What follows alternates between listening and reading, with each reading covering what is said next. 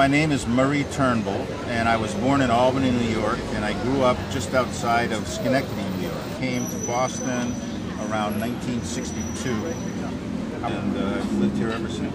Well, I played in coffee houses around Harvard Square, like there was a place called the Idler over where the post office is. And I played for small stakes, you know, quarter a game, whatever. It just occurred to me to come out here with a sign and say, play the Chessmaster. And from there it worked. The first year I did it part-time. The Reagan recession was happening at the time, and so nobody was hiring. And then the next year they put in the tables, and I found I could do it full-time, and I've been doing it ever since. On weekends I might play 30 or 40 games. On weekdays, far less. I believe something like 2% of all rated players are masters, and I'm in the top 1%.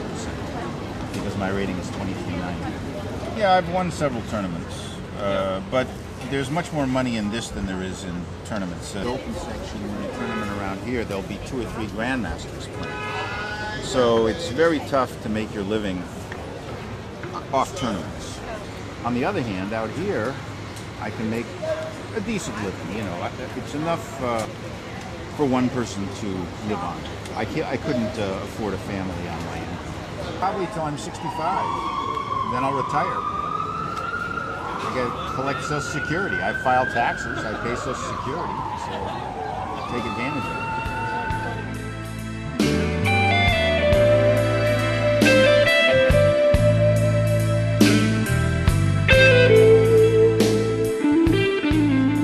Oh, the gun is to keep the birds out of the tree. If the bird gets up there, they get squirted and they fly to another tree. And in fact, I've discovered that birds have excellent memories because in the spring, I don't have to squirt a bird. All I have to do is reach for the gun and they know and they scoot. But around July, all the little baby birds start coming down here to eat their croissants. And I have a whole new generation to train. For a while, Fischer was my chess idol, but he's such a racist and a bastard that he no longer is my chess idol. So Mikhail Tal was a chess idol of mine. Mikhail Tal was world champion in 1960. He was from Latvia. And he was known as a wild attacker. But I also like Rubinstein, who played very calm positional chess. The Emanuel Lasker said in his manual of chess, the plus of a rook suffices to win the game. Strong players, generally, it's hard for them to pick out just one chess hero. They have many chess heroes.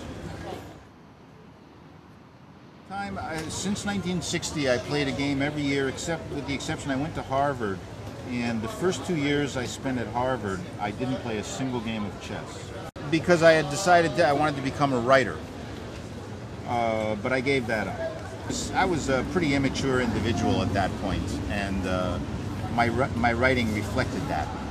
I went to college because I was expected to go to college. Not because it's something that I thought of myself. I dropped out of Harvard to become a hippie, basically.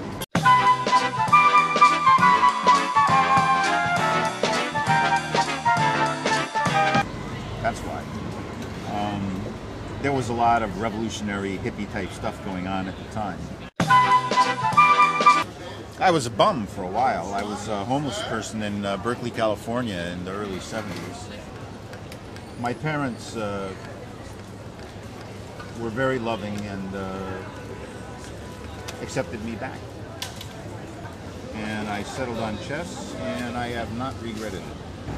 Another quotation from Emanuel Lasker: lies and hypocrisy perish on the chessboard. You can't lie on the chessboard. I think ultimately you can't lie in life either, but there are very circuitous paths to the truth, you know.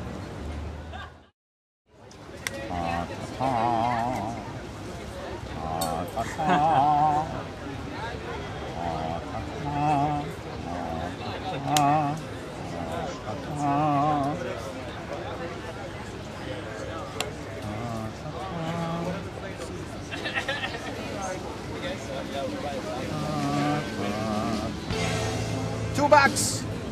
Good game. All right, thank you. All right, thanks. Thank you. I'm perfectly happy playing chess.